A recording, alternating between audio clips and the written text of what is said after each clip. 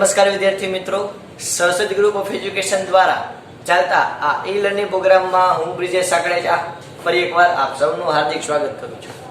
આપણે ધોરણ 11 ની અંદર ફિઝિક્સ સબ્જેક્ટની અંદર relative motion and relative velocity એટલે કે સાપેક્ષ વેગ જે છે સાપેક્ષ વેગ અને સાપેક્ષ ગતિ એનો આપણે અભ્યાસ કરતા હતા કે જેમાં આપણે ઓલરેડી બે પાર્ટની અંદર ટેક્સ્ટબુક ને રિલેટેડ થિયરી પણ જોઈ અને આપણે પ્રેક્ટિકલ યુઝ પણ જોયું, અમુક એક્ઝામ્પલ પણ કર્યા અને આપણે સૂત્ર પણ જોયા છે. બરોબર? તો આના ઉપરથી આપણને એટલું તો ક્લિયર થયું કે સાપેક્ષ વેલોસિટી છે એ શું હોય. શું છે તો કે યાદ કરો, સાપેક્ષ ગતિ અથવા તો સાપેક્ષ વેગ ક્યારે હોય તો કે ભાઈ તમે અલગ અલગ જગ્યાએથી અલગ અલગ નિર્દેશ ફ્રેમથી તમે કોઈ પણ ગતિને અવલોકન કરો, કોઈ પણ ગતિને કોઈ પણ મોશનને ઓબ્ઝર્વ કરો તો એ ગતિ કરતી પણ હોય અથવા તો સ્થિર લાગે, ઝડપી લાગે, એ depends on the reference frame એટલે કે નિર્દેશ ફ્રેમ ઉપર આધાર રાખે. ચાલો તો આપણે અમુક સૂત્ર જે હતા એ ફરી પાછા એકવાર જોઈ લઈએ, યાદ કરી લઈએ, એક સારણો મારી લઈએ મસ્ત મજાનો કે જેથી આપણને યાદ આવી જાય. તો આપણને ખબર છે કે VBA એટલે કે કોઈ પદાર્થ A અને કોઈ પદાર્થ B હોય તો એ બે વચ્ચેના સાપેક્ષ વેગનું સૂત્ર શું થશે તો કે VBA બરાબર થાય VB માઇનસ VA. અને વચાય કઈ રીતે તો કે A ની સાપેક્ષે B નો વેગ, કે જ્યાં આપણને ખરેખર યાદ હોવું જોઈએ કે આ જે A જે છે એટલે કે જે પૂછડું હોય પાછળનો જે છેલ્લો આંકડો હોય એ શું હોય? ઓબ્ઝર્વર એટલે કે અવલોકનકાર હોય. ત્યારબાદ આપણે બીજું અગત્યનું એક સૂત્ર કયું જોશી તો કે આના જેવું જ એક બીજું સૂત્ર કયું હતું તો કે બીજું સૂત્ર હતું VAB. VAB બરાબર શું થાય તો કે VA માઇનસ VB, કે જ્યાં આપણને ખબર હોવી જોઈએ કે આ કેમ વચાય તો કે B ની સાપેક્ષે એનો વેગ એટલે કે B ની સરખામણીમાં એનો વેગ એટલે કે આપણે ઓબ્ઝર્વ તો આમાં ક્યાંથી કરતા હશે તો કે આ B થી આપણે ઓબ્ઝર્વ કરતા હશે એટલે કે ઓબ્ઝર્વર ક્યાં હશે? B પદાર્થ ઉપર. તો આ આપણું બીજું સૂત્ર હતું. આ સિવાય યાદ હોવું જોઈએ કે જો એક જ દિશામાં ગતિ હોય, આ પદાર્થ A અને આ પદાર્થ B, જો એક જ દિશામાં ગતિ હોય તો આપણને યાદ હોવું જોઈએ તો શું થતું હતું તો કે રિલેટિવ વેલોસિટી શું થાય તો કે VA પ્લસ VB એટલે કે બંનેના વેગનો સરવાળો. અને આપણને એ પણ ખબર હોવી જોઈએ કે જો વિરુદ્ધ દિશામાં ગતિ હોય, ફોર એક્ઝામ્પલ A આમ આવે અને B વિરુદ્ધ દિશામાં એની સામું આવે છે તો આના માટે આપણને રિલેટિવ વેલોસિટી શું મળતી હતી તો કે મળતી હતી ભાઈ VR બરાબર VA માઇનસ VB. ઓકે વિદ્યાર્થી મિત્રો, આટલું યાદ છે? ઓકે, શું હવે ભૂલ કરો તમે? અહીંયા VA માઇનસ આવે ને અહીંયા VA પ્લસ આવે. શું આયા આ એક જ દિશામાં ગતિ કરે તો એને કહેવાય માઇનસ, એટલે કે એક જ દિશામાં ગતિ કરે તો વેગમાં બાદબાકી થાય રિલેટિવ મોશન ની અંદર, અને જો બે વિરુદ્ધ દિશામાં હોય તો વેગનો શું થાય? સરવાળો. તો આવા મસ્ત મજાના આપણે ચાર સૂત્ર જે છે એટલે કે ચાર જે નોટ છે આપણે યાદ રાખતા રાખતા આપણે અમુક એક્ઝામ્પલ જોઈએ કે જે કોમ્પિટિટિવ એક્ઝામ ની અંદર પૂછાયેલા હોય છે. તો જો આ કોમ્પિટિટિવ એક્ઝામમાં જે એક્ઝામ્પલ પૂછાય ને સાવ સહેલા હોય અને અમુકમાં તો તમારે નહીં આવે કે સૂત્ર લગાડવાની જરૂર, કોમન સેન્સ થી તમે સોલ્વ કરી શકો એટલી સહેલા તમને એક્ઝામ્પલ પૂછે. ચાલો જોવા છે આપણે જોઈ લઈએ. ચાલો પ્યોર ઇંગ્લિશમાં જ છે એક્ઝામ્પલની રકમ એટલે આપણે એ પ્રમાણે જોશી, પણ વી આર વેરી વેરી હોશિયાર કારણ કે આપણને ઇંગ્લિશ આવડે. ચાલો તો હું અહીંયા મારી પાસે સોફ્ટ કોપીમાં જે હું વાંચતો જાઉં છું તમે તમારી સ્ક્રીનમાં જો દેખાશે તો એમાંથી આપણે જોશું.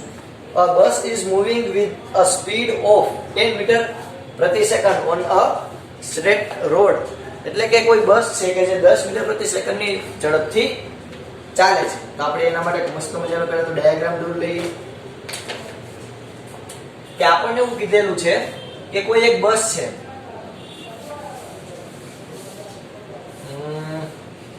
નીચે થોડુંક દોરી, કોઈ એક બસ છે આવી રીતે કોઈ એક રોડની ઉપર કોઈ બસ જે છે એ ગતિ કરે છે. શું કીધું? A bus is moving with a speed of 10 meter પ્રતિ second on a straight line એટલે કે આ જે છે એ 10 મીટર પ્રતિ સેકન્ડની ઝડપથી કોઈ એક બસ જે છે એ શું કરે છે તો કે ગતિ કરે છે. આગળ તો કે a scooter is એટલે કે કોઈ સ્કૂટરમાં બેઠેલો વ્યક્તિ એ wish to overtake a bus in 100 second, એટલે કે આ માની લો કે કોઈ વાસ્પા લઈને આવે, ટીણી ટીણી ટીણી ટીણી વાસ્પા દોરી આપણે મસ્ત સમજાય, આયા કોઈ વાસ્પા લઈને આવે, એ આને ઓવરટેક કરવાનું વિચારે છે કે ભાઈ હું બસની સાઈડ કાપી નાખું, બરાબર.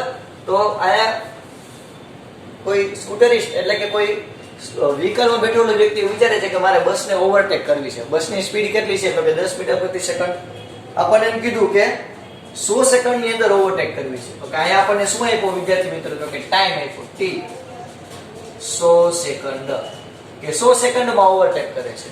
બીજું કીધું કે if a bus is at a distance of 1 kilometer from a scooter, એટલે કે આ બંને વચ્ચેનું આપણને અંતર આપ્યું. ઓકે, સોરી માફ કરશો, આનો છેડો લઈએ તો આનો પણ છેડો લેવો પડે. આ બંને વચ્ચેનું આપણને અંતર કેટલું આપ્યું? 1 કિલોમીટર. એટલે કે અહીંયા આપણે ડિસ્ટન્સ આપ્યું d, કેટલું? 1 કિલોમીટર, એટલે કે 1000 મીટર હું કહી શકું, સિમ્પલ.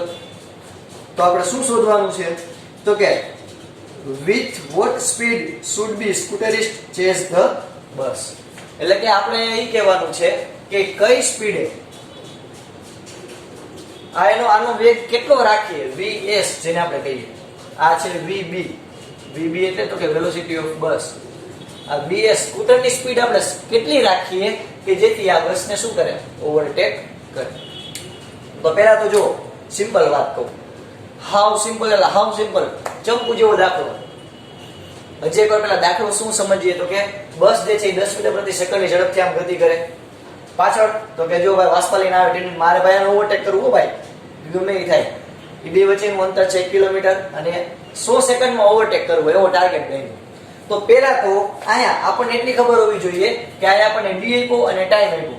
તો પહેલા તો બસને 100 સેકન્ડમાં ઓવરટેક કરવા,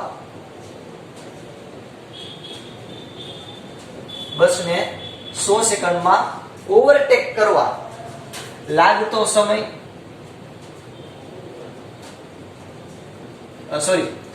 બસને 100 સેકન્ડમાં ઓવરટેક કરવા માટે લાગતો વેગ આપણે ગોતશી. સમય તો આપ્યો 100 સેકન્ડ.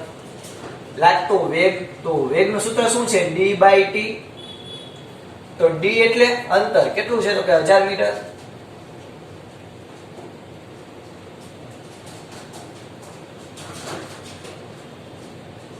અને સમય કેટલો આપ્યો, 100 સેકન્ડ. તો અહીંયા આપણને વેલોસિટી કેટલી મળશે વિદ્યાર્થી મિત્રો, તો કે અહીંયા વેલોસિટી મને v મળશે, મીંડી કેન્સલ, 10 મીટર પ્રતિ સેકન્ડ. એટલે કે તમારે 10 મીટર પ્રતિ સેકન્ડની ઝડપથી તમે વેગ લ્યો, 10 મીટર પ્રતિ સેકન્ડનો વેગ હોય તો તમે 100 સેકન્ડમાં 1000 મીટર કાપી શકો. હવે જો આ 1000 મીટર કાપશે, હવે અહીંયાથી આ સ્કૂટર અહીંયા ગયું 100 સેકન્ડમાં 1000 મીટર અંતર કાપશે, તો એને 10 મીટર પ્રતિ સેકન્ડનો વેગ તો જોઈ, બરાબર. પણ એને આ બસને ઓવરટેક કરવી, એટલે આ બસના વેગ કરતા એનો વેગ કેવો હોવો જોઈએ, વધારે. તો સિમ્પલ કોમન સેન્સ વાત છે કે તમને ખબર હોય મારે અહીંયાથી માની લો કે કોઈ સ્થળ ઉપર જવા માટે મારે આટલી સ્પીડ જોશે. હવે એ સ્પીડમાં પણ તમારે કોઈ બસને ઓવરટેક કરવી તો તમારી બસની સ્પીડની પણ કહેવાય ને કે કંટ્રોલ કરવી પડે, એને પણ પોતાની અંદર લઈ લેવી પડે. ખબર પડે હું શું કહું? એટલે કે તમારે બસની સ્પીડ હોય એને પણ તમારે ઓવરટેક કરવી હોય તો એની સ્પીડને પણ કાપવી પડે. તો બસની સ્પીડ આપી 20, ટોટલ તમારે આટલું અંતર કાપવા માટે કેટલી વેલોસિટી જોઈ, તો કે 10. બસની સ્પીડ આપી 10, તો ટોટલ તમારે કેટલું વેગથી તમે ગતિ કરશો તો તમે બસને ઓવરટેક કરી નાખશો, તો કે 10 + 10, એટલે કે તમે 20 મીટર પ્રતિ સેકન્ડની ઝડપથી આગળ વધો. કેટલા? વેલોસિટી vs = 20 મીટર પ્રતિ સેકન્ડની ઝડપથી આગળ વધો તો તમે ડિસ્ટન્સ કાપી લ્યો અને બસને ઓવરટેક કરી. 10 મીટર પ્રતિ સેકન્ડની ઝડપ અને 10 મીટર પ્રતિ સેકન્ડની ઝડપ, એટલે કે ટોટલ 20 મીટર પ્રતિ સેકન્ડની ઝડપથી તમે આગળ વધો તો તમે આ બધાને કાપી અને બસને ઓવરટેક કરી શકો. ઓકે, તો આમાં આન્સર શું આવશે, તો આપણને ઓપ્શન આપ્યા એમાંથી 20 મીટર પ્રતિ સેકન્ડ. ક્લિયર? ચાલો બધે ફટાફટ પહેલા બુકની અંદર નોંધી લો જોઈએ, ફટાફટ પહેલા નોંધી લો. ચાલો ચંપુ જેવો દાખલો છે. આમાં પાછા આ બધે બહુ ચાલાક હોય, આપણને 10 વાળો ઓપ્શન આપ્યો હતો, બરોબર, પણ આપણને શું આવશે આન્સર 20, એટલે કે ઓપ્શન ડી. ચાલો બીજી રકમ જો. બીજી રકમ આપણને કીધેલું છે a train of 150 meter long is going towards north direction at a speed of 10 meter per second. એટલે કે આપણને કીધું છે કે કોઈ ટ્રેન છે એ ઉત્તર દિશાની અંદર, એટલે કે આપણે માની લો કે આ રીતે એક મસ્ત મજાની ટ્રેન નથી દોરવાની, પણ એક આકૃતિ દોરીએ કે જેથી આપણને ખ્યાલ આવે કે આવી રીતે કોઈ લાઈન હોય, એમાં રીતે કોઈ ટ્રેન છે. આ ટ્રેન કેટલા, તો કે 150 મીટર પર સેકન્ડ ની ઝડપથી નોર્થ ડાયરેક્શન ની અંદર,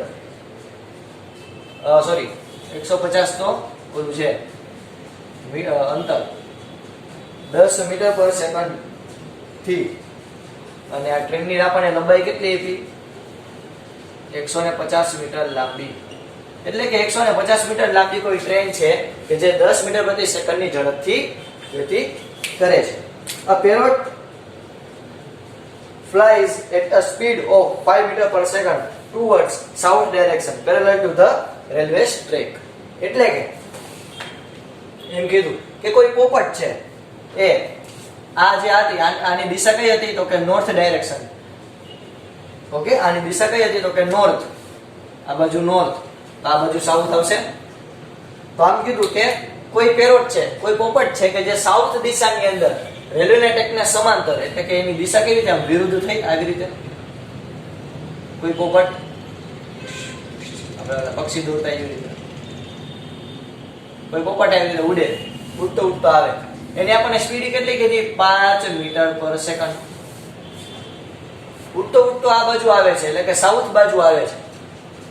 તો આપણને એવું કીધું છે કે આ પોપટને આખી ટ્રેન પસાર કરતા કેટલો સમય લાગશે. તો આ પોપટને, ઓકે, આની છે 5 મીટર પર સેકન્ડ, ટ્રેન છે એ 10 મીટર પ્રતિ સેકન્ડ થી ગતિ કરે, પોપટ છે એ 5 મીટર પ્રતિ સેકન્ડ થી આમ આવે છે. તો આપણને કીધું છે કે બે વચ્ચેનું અંતર 150 મીટર, એટલે કે પોપટનું ટોટલ કેટલું અંતર કાપવું પડશે, તો કે અહીંથી ટ્રેનની શરૂઆત કરી તો 150 મીટરનું અંતર કાપવું પડશે. તો અહીંયા આપણે એવું લખી શકીએ કે અહીં પોપટને કાપવું પડતું અંતર કેટલું હશે, પોપટને કાપવું પડતું અંતર, તો કે ભાઈ 150 મીટર. ટોટલ વેગ સાપેક્ષ વેગ કહું તોય ચાલે, vr, કારણ કે આ બે વેગ ભેગા છે. ટ્રેન આમ જઈ અને પોપટ આમ આવે તો બેની દિશા કેવી છે, વિરુદ્ધ. તો આપણા 4 મેઈન સૂત્રમાં યાદ કરો કે બેની દિશા વિરુદ્ધ હોય તો તમે બે વેગનો શું કરશો, સરવાળો. આ રહ્યું છેલ્લું સૂત્ર. બંનેની દિશા વિરુદ્ધ હોય તો તમે વેગનો સરવાળો કરશો. તો અહીંયા બંનેની દિશા વિરુદ્ધ છે, ટ્રેન આમ જાય નોર્થ બાજુ, પોપટ આવે સાઉથ બાજુ, તો બેની દિશા વિરુદ્ધ, તો બેના વેગનો સરવાળો. તો આપણે લખીએ કે vt એટલે કે v velocity of train plus vp velocity of parrot કેટલું થશે, તો કે ભાઈ થશે 10 પ્લસ 5, બહુ ઇંગ્લિશ બોલી ગયો, 10 પ્લસ 5 એટલે કે 15 મીટર પર સેકન્ડ. તો we have relative velocity up to relative velocity 15 meter per second. Okay, so let's put this value on our basic equation. What is our basic equation? Our basic equation is t is equal to d by v r. It's come from the velocity equation. V is equal to d by t. Okay, so let's start. T equal to d. What is the distance covered by the parrot? A distance covered by the parrot is a 150 meter. પોપટ દ્વારા કપાતું અંતર કેટલું છે, 150 metre. અહીંયા we have write 150 metre, એટલે કે 150 metre લખ્યું. Distance d ની જગ્યાએ vr એટલે કે રિલેટિવ વેલોસિટી, સાપેક્ષ વેગ કેટલો છે, તો કે 50 મીટર પર second. So we put this value 50 meter per second, so that the answer is, you know very well, 150 by 50. So t equal to 10 meter. Okay, 10 meter per second, it's not a unit for the time. So t equal to 10 second. Okay, so we can say that the Poppet is cover a distance 150 meter in the time period of 10 second. પોપટ જે છે એ 150 મીટરની train જે છે એ 10 સેકન્ડની અંદર પાર કરશે. તો આ જો આ પ્રેક્ટિકલ એક્ઝામ્પલ જો તમે આમ સ્ટેશન ઊભો હોય મસ્ત મજાના, ઓકે, અને આમ તમે જોતા હોય કે કોઈ વાંદરો હોય આમ ટ્રેનમાં કૂદકો મારી પછી એવી રીતે આમ સ્ટેશનના પ્લેટફોર્મ ઉપર આવે. તો આપણે ઓબ્ઝર્વ કરતા હોય તો તમે જો ગણતરી કરો, તમે આમ પ્રેક્ટિકલ એક્ઝામ્પલ વિચારો કે કોઈ ટ્રેન આ સ્ટેશન ઊભા છે, કોઈ વાંદરો આમ ડબેથી કૂદકા મારીને એવી રીતે આમ જાય. તો it's look like this example કે આને કોઈ આપણને પોપટ આપ્યો કે મૂડી અને કેટલી સેકન્ડમાં ટ્રેન જે છે એને ઓવરટેક કરશે, એટલે કે સોરી આગલી ટ્રેનને પાર કરશે. ક્લિયર થાય? આવ ચંપુ જેવું એક્ઝામ્પલ પણ મસ્ત મજાનું એક્ઝામ્પલ છે આમાં કે સાપેક્ષ વેગમાં કરું 4 ઇક્વેશન આવડે એટલે જય શ્રી કૃષ્ણ. ઓકે, ચાલો ફટાફટ બધા પોતાની બુકની અંદર નોંધી લ્યો.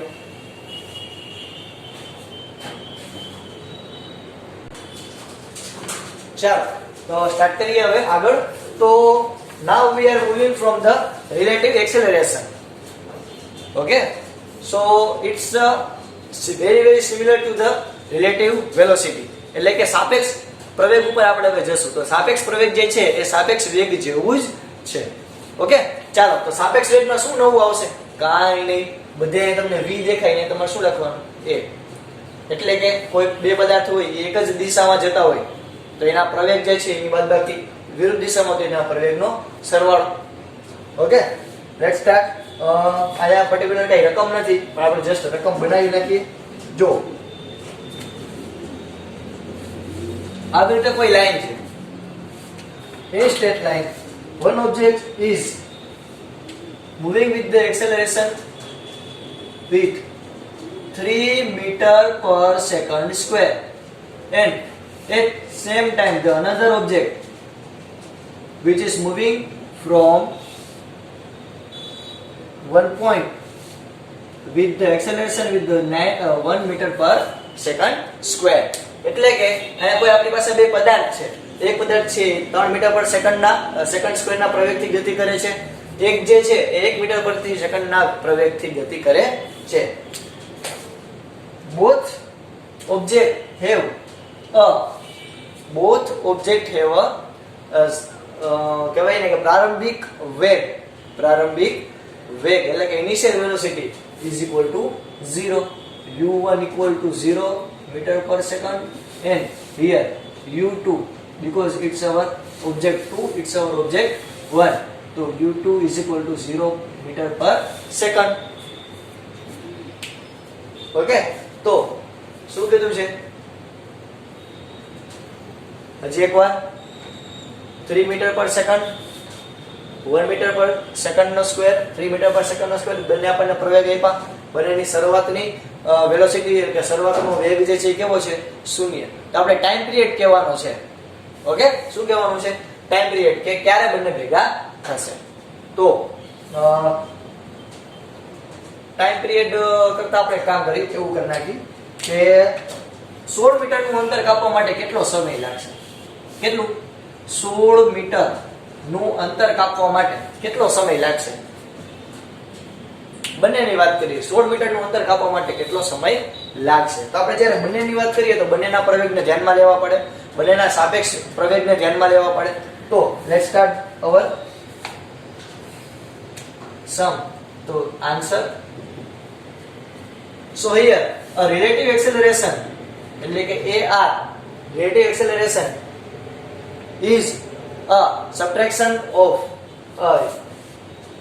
first object acceleration and second object acceleration, a1 minus a2. So it's look like 3 minus 2. So we get a relative acceleration 1 meter per second square, 2 meter per second square, because here is not a 2, here is 1. એટલે કે આપણને સાપેક્ષ પ્રવેગ કેમ મળશે? તો કે બંને એક જ દિશામાં છે તો બંનેના પ્રવેગની બાદબાકી આપણા નિયમ મુજબ. તો 3 minus 1 એટલે કે 2 meter per second square. તો અહીંયા આપણને સાપેક્ષ પ્રવેગ કેટલો મળ્યો? AR, relative acceleration, we got a 2 meter per second square. Clear? ચાલો, a distance is given by d and it's up to 16 meter. Okay. So let's put this equation. Let's put this value in the equation. S is equal to ut plus 1/2 at square. Okay, S means a distance, u means a initial velocity, t means time period, 1/2 is 1/2, a means acceleration, t means time, and square it indicates that the square of time. Clear? સમજાય ને English? Very very easy. Practice કરીએ આપણે બધા. ચાલો, તો we put the value on this equation. Okay, S means the 16, u means the initial velocity. Initial velocity, in this particular case we have calculated the initial velocity for the two object. એટલે કે આમાં આપણે બે object ની સાપેક્ષ velocity લેવી પડે, પણ આ બેની કેવી છે સાપેક્ષ વેલોસિટી? શૂન્ય. એટલે કે બેનો વેગ શૂન્ય છે, તો હું શૂન્ય માઈનસ શૂન્ય કરું તો શું છે? શૂન્ય જ આવે. So we put directly to the 0 into t plus 1/2. A means the AR means the relative acceleration, સાપેક્ષ પ્રવેગ કેટલો આવશે? તો કે 2 t square. T square means the time period. So here is given a time period or not? Not, because it's our question.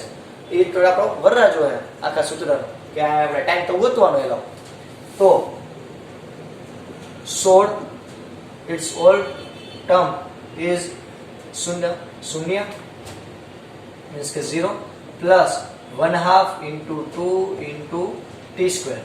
So 2 is cancel out, so we can say that t square is equal to 16. So as you know that the t square is equal to 16 means ke t equal to 4 second. So that we can say that in the 4 second the object is appear to the 16 meter. એટલે કે 4 second ની અંદર પદાર્થ જે છે એ 16 metre નું અંતર કાપશે. Clear થયું? ડન. ચાલો, ચેક આ જપુ જેવું જ છે. ચાલો બધા ફટાફટ પહેલા લખી લ્યો, તમારા બુક ની અંદર લખી લ્યો. ચાલો, હજી એક વાર એક એક્ઝામ્પલ કરી લઈએ કે જેમાં ઇનિશિયલ વેલોસિટી એટલે કે શરૂઆતની જે વેલોસિટી છે એ શરૂઆતનો જે વેગ છે એ શૂન્ય ન હોય. ઓકે, ચાલો આપણે સ્ટાર્ટ કરીએ. એક મસ્ત મજાનું એક્ઝામ્પલ લઈએ. એક સ્ટ્રેટ લાઈન છે, આ સ્ટ્રેટ લાઈન ની અંદર આપણે બે પદાર્થ લઈ લઈએ. આ બે પદાર્થ જે છે tin tin tin tin tin, એકનો બીજો પદાર્થ tin tin tin tin tin tin.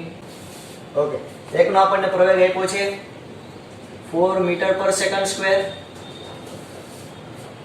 Okay, so first object with moving with the acceleration with the 4 meter per second square, and the second is given by 2 meter per second square. Okay, calculated a time period.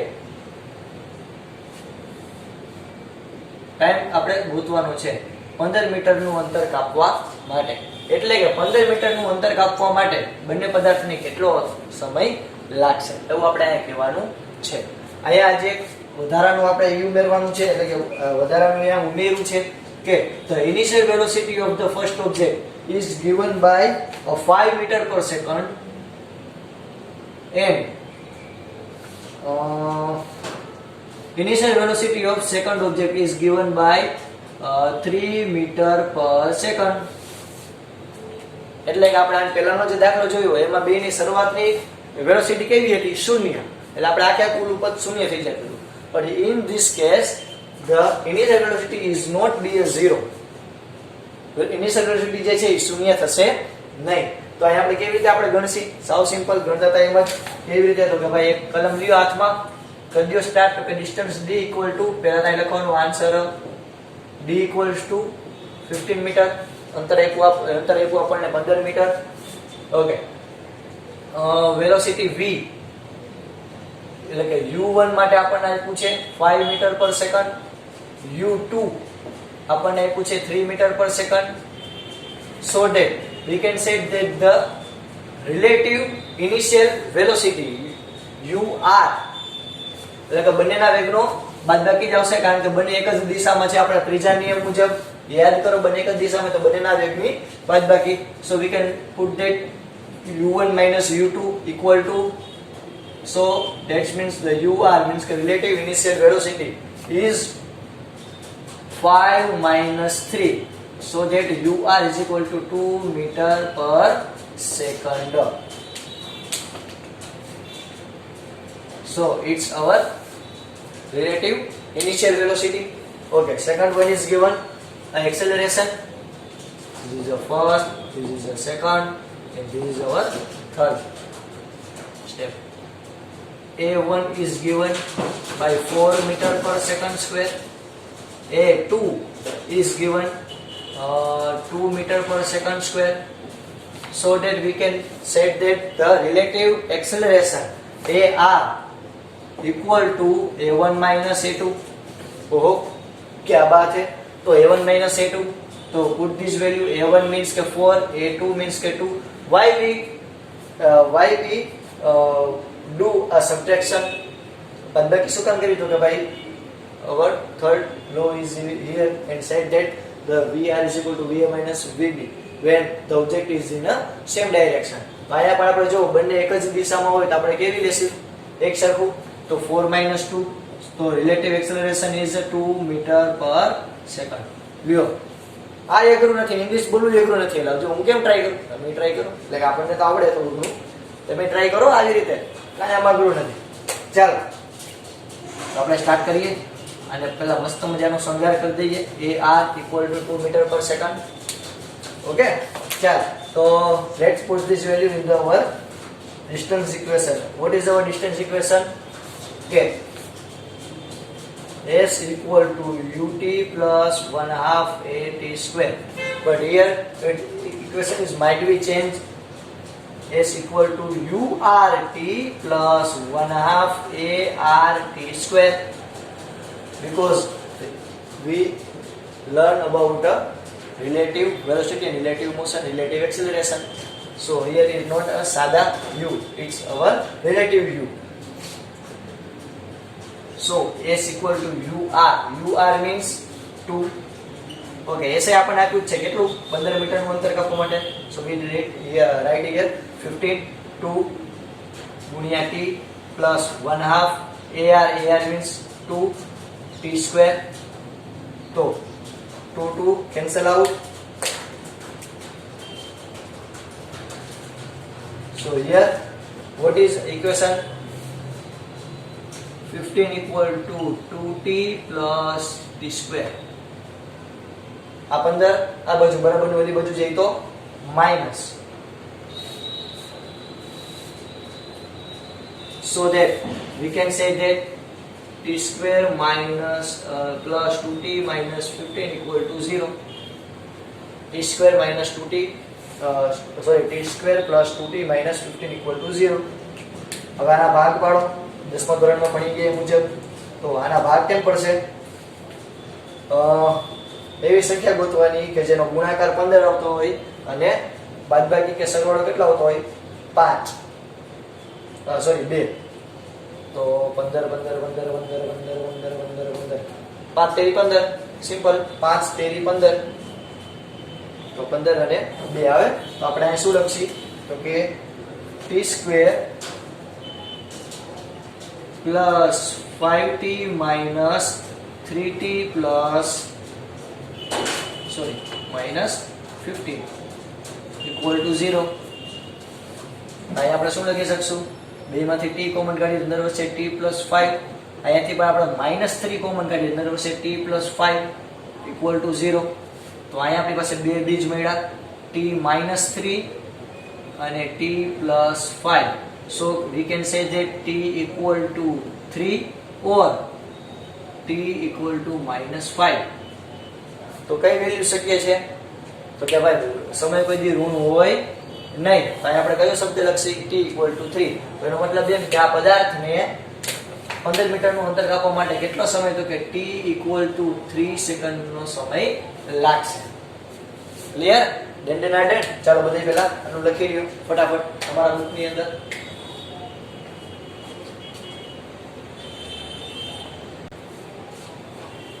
ચાલો તો આપણે start કરીએ. આપણે પછી તો એક મસ્ત મજાનું જો એક્ઝામ્પલ ગણું એના માટે આપણે સાપેક્ષ વેગ ને બધું તો ભણી ગયા, બધું આવડે મીંડું. હવે વળી પાછી આપણે જો રકમ જોઈએ અને મસ્ત મજાનો દાખલો ગણીએ. તો જે આ દાખલો બહુ મસ્ત, તમે પ્રેક્ટિકલ વિચારશો ને તો બહુ મજા આવશે. ઓકે, શું કીધું તો કે જો હું જોઈને બોલું, તમે તમારી સ્ક્રીન ઉપર જોઈ શકશો કે a ball is dropped from a high rise platform at t = 0 starting from a rest. એટલે કે કોઈ એક બોલ છે કે જે અમુક હાઈટ થી નીચે પાડવામાં આવે છે t = 0 સેકન્ડે. તો અહીંયા હું એક પહેલા તો આકૃતિ દોરું. જો કે t = 0 સેકન્ડે અહીંયા કોઈ એક બોલ છે, બોલને આપણે કલર આપી દઈએ રંગબેરંગી. ઓકે, એને આપણે કલર આપી દઉં 0. ઈ પાડવામાં આવે છે u1 જેટલા વેગથી. અને આપણે કીધું છે કે t = 0 સેકન્ડ ફ્રોમ રેસ્ટ.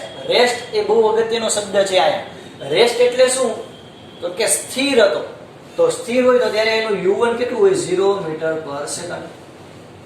એટલે કે આયા કોઈ એક બોલ હતો કે જેને t = 0 સેકન્ડે આપણે કોઈ ઊંચાઈ ઉપરથી પાડ્યો અને ત્યારે એનો વેગ કેટલો હતો તો કે 0 મીટર પર સેકન્ડ. કારણ કે આપણને રેસ્ટ કીધું. રેસ્ટ એટલે શાંતિ, આરામ.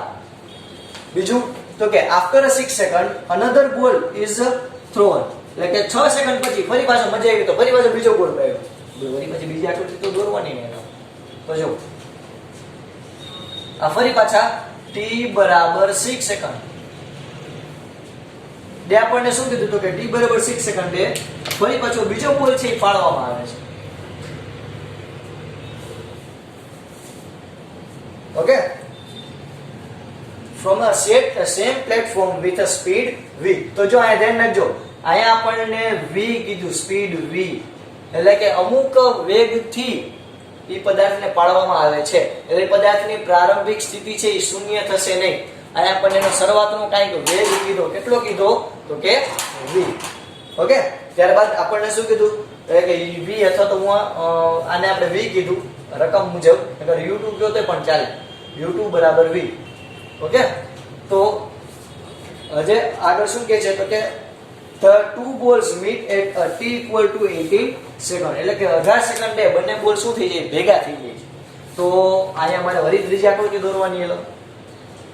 તો ત્રીજી આકૃતિ કે t = 18 સેકન્ડ ટેબલ આને આ જ છે. તો t = 18 સેકન્ડે બંને બોલ છે એ ભેગા થઈ જાય છે. અને બોલ અહીં દોરું છું.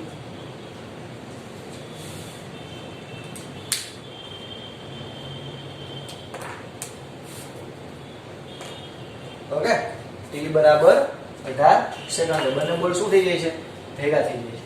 અહીંયા હું બીજો બોલ તોડ નાખું. t = 18 સેકન્ડે બંને બોલ શું થઈ જાય ભેગા થઈ જાય. તો જો આ 18 સેકન્ડે બંને બોલનું ડિસ્ટન્સ d કેવું હોય છે સરખું હશે. એટલે કે 18 સેકન્ડ d1 એટલે કે પહેલા પદાર્થ દ્વારા કાપેલું અંતર અને બીજા પદાર્થ દ્વારા કાપેલું અંતર કેવું હોય છે સરખું હશે. કારણ કે જો આપણને કીધું કે t = 18 સેકન્ડે two balls meet એટલે કે ભેગા થાય. તો કોઈ બે પદાર્થ હોય ભેગા ક્યારે થાય તો કે બે એક સરખા અંતરે ભેગા થાય. જેમ કે સમજો હું શું કહેવા માંગુ કે આવી રીતે કોઈ પદાર્થ ગતિ કરતા અલગ અલગ સ્પીડથી હવે બે ભેગા થાય તેનો મતલબ શું થયો તો કે જે પર્ટિક્યુલર પોઈન્ટે ભેગા થયા તો ઉગમ બિંદુથી બંનેનું એટલું જે અંતર હશે બંનેનું કેવું થશે સેમ થશે. તો અહીંયા તમે જો આ શરૂઆતમાં t = 0 સેકન્ડે પ્રારંભિક શૂન્ય વેગથી નીચે ઘા કર્યો અને અમુક ઝડપથી આપણે ઘા કર્યો, જોરથી અમુક ઝડપથી ઘા કર્યો એટલે કે v જે આપણે શોધવાનું છે. અને આપણને t = 18 સેકન્ડે આપણને કીધું કે બંને બોલ છે એ ભેગા થાય છે. બંને બોલ શું થાય ભેગા થાય છે. તો ત્યારે બંને બોલ દ્વારા કપાતું અંતર કેવું હશે સરખું હશે. એટલે કે બંને બોલ ભેગા થયા એ એક પોઈન્ટ પાસે d1 = d2 એટલે કે આ પદાર્થ દ્વારા કાપેલું અંતર અને આ પદાર્થ દ્વારા કાપેલું અંતર સરખું હશે. કેટલી t = 18 સેકન્ડે. તો આયા આપણે રકમ ભાઈ આપણને આવી કીધેલી છે. તો આના ઉપરથી આપણે શું કરશું વિચારો છો. આના ઉપરથી હવે દાખલો આપણે કેવી રીતે સોલ્વ કરી શકીએ. સિમ્પલ. ઓહો સિમ્પલ. પેલા આકૃતિ ક્લિયર છે કઈ નથી. ચાલો તો જાય આપણે બે ઇક્વેશન લેવા પડે. કેટલા? બે. પહેલા પદાર્થ માટે હું ઇક્વેશન લઉં તો પહેલા પદાર્થ માટે ઇક્વેશન શું થાય તો આપણું ઇક્વેશન છે કે પહેલા પદાર્થ માટે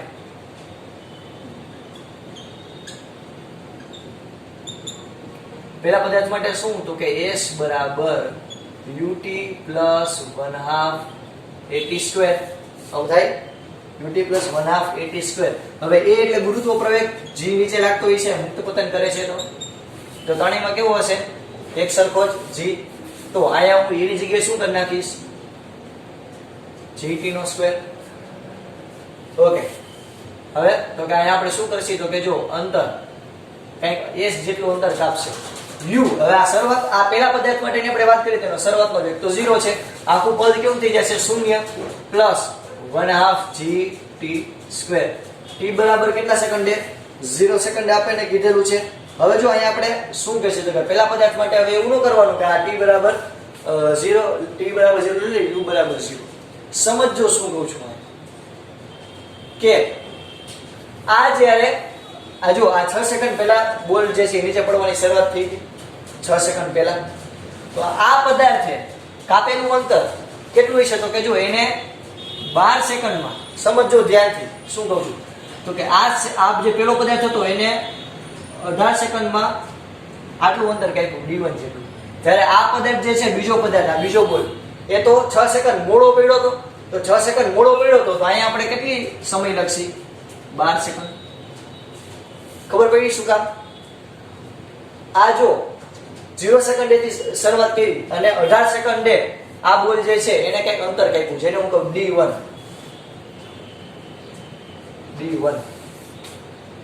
ઓકે તો આના માટે શરૂઆતનો વેગ 0 હતો. હવે 18 સેકન્ડે ઈ બોલ અહીંયા પહોંચ્યો. હવે આ તો જો આ તો 6 સેકન્ડ બિચારો મોડો પડ્યો હતો તો એના માટે તો બે એક સરખા અંતરે છે તેને તો પહેલા 6 સેકન્ડ બાદ કરવી પડે. જો આ કિસ્સો કેવો થયો તો કે જો આ ગાડી છે એ રીતે આમ જાય આ ગાડીએ પહેલા ગતિની શરૂઆત કરી માની લો કે 5 સેકન્ડ થઈ અહીંયા પહોંચતા. આ ગાડી છે એ 3 સેકન્ડમાં પહોંચી અહીંયા તો એની વેગ વધારે છે એ 3 સેકન્ડમાં પહોંચી ગઈ. ખબર પડે તો આના માટે કાપેલા અંતર માટે તમારે 5 સેકન્ડ ધ્યાનમાં લેવી પડે આના માટે 3 સેકન્ડ ધ્યાનમાં લેવી પડે કારણ કે એનો વેગ વધારે છે. તો અહીંયા એ જ પ્રમાણેનો કિસ્સો થયો. તો ધ્યાનથી સમજજો. તો અહીંયા હું હવે કિંમત મૂકીશ તો શું આન્સર મળશે t ની જગ્યાએ હું શું મૂકીશ 18 નો વર્ગ. પેલા માટે 18 સેકન્ડ થઈ અહીંયા પહોંચવા માટે તો અહીંયા આપણે ઇક્વેશન શું મળશે d1 બરાબર 1/2 ગુણ્યા 10 g બરાબર આપણે 10 લઈ લઈએ ગુણ્યા 18 નો સ્ક્વેર. આને હું કહું ઇક્વેશન નંબર 1 મારી ભાષામાં. ચાલો હવે આપણે બીજો પદાર્થ ધ્યાનમાં લઈએ.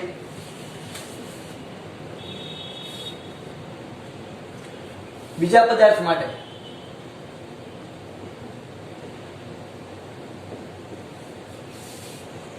s equal to ut plus 1/2 gt no square. આ સૂત્ર આવે. ચાલો s એટલે તો કે બીજા પદાર્થ દ્વારા કાપેલું અંતર કેટલું હશે તો કે d2 બરાબર. હવે આનો જો શરૂઆતનો વેગ 0 નથી v જેટલો છે એ તો આપણે શોધવાનો. v કેટલો સમય લાગશે તો કે 12 સેકન્ડ લાગશે પ્લસ 1/2 ગુણ્યા 10 ગુણ્યા 12 નો વર્ગ. તો અહીંયા આપણે શું લખશી તો કે d2 બરાબર 12v પ્લસ 1/2 ગુણ્યા 10 ગુણ્યા 12 નો વર્ગ. આને હું કહું ઇક્વેશન નંબર 2. ઓકે તો અહીંયા આપણને બે ઇક્વેશન પહેલા તો મળ્યા આટલું પહેલા ક્લિયર થયું. હવે આપણે શું કરશી તો કે આ બંને ઇક્વેશન t બરાબર 18 સેકન્ડે d1 બરાબર d2. તો આપણે હવે ત્રીજો કિસ્સો લખીએ.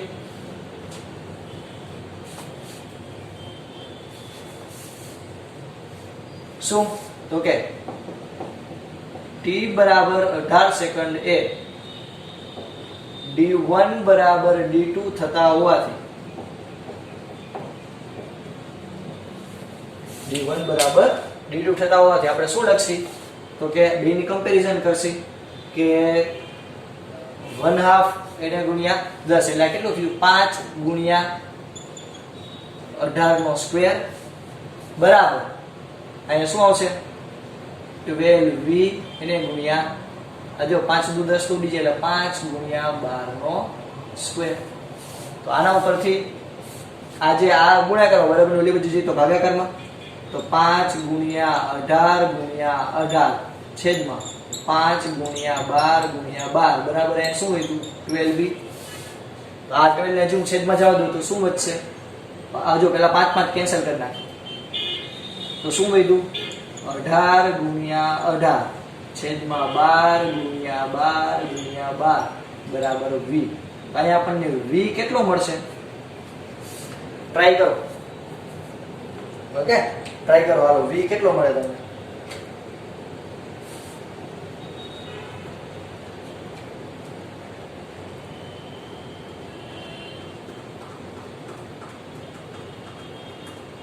રેડી? એ આન્સર આ ચાર ઓપ્શન માંથી એકાદો આવતો હશે. ચાલો ક્લિયર થયું? ક્લિયર થાય? હું આન્સર કહેતો નથી, તમારે લખવાનો છે. હજી એકવાર t બરાબર 0 સેકન્ડ માટે આપણે ઇક્વેશન લખ્યું. હવે અહીંયા એક અગત્યનો પોઈન્ટ શું હતો તો કે અહીંયા જો આપણે ટાઈમ જે છે એને તમે સાપેક્ષ કરતા શીખા. કેવી રીતે? તો કે આને આપણે મૂક્યો તો 18 સેકન્ડ થઈ. 18 સેકન્ડે એને d1 જેટલું અંતર કાપ્યું. હવે એમ કીધું કે 18 સેકન્ડે બે સરખું અંતર કાપ્યું છે.